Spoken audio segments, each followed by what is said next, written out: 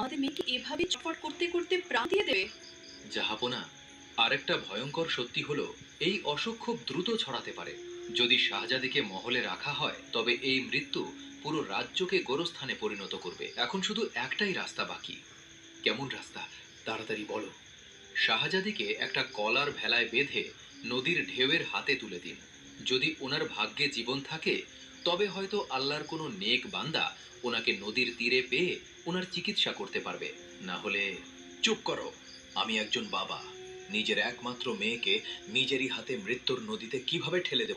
তাহলে কি আপনি একজন বাবা হওয়ার মোহে হাজার হাজার নির্দোষ মানুষের প্রাণ নিয়ে নেবেন জাহাপনা? আপনার সিংহাসনের কর্তব্য কি বলে? না জাহাপনা, সিংহাসনের কর্তব্যের নামে আমার মেয়েকে আমার থেকে দূরে সরাবেন না। আমি ওকে ছাড়া গুমরে গুমরে মারা যাব। বেগম, নিজের মনকে পাথর করে নাও। একজন বাদশাহ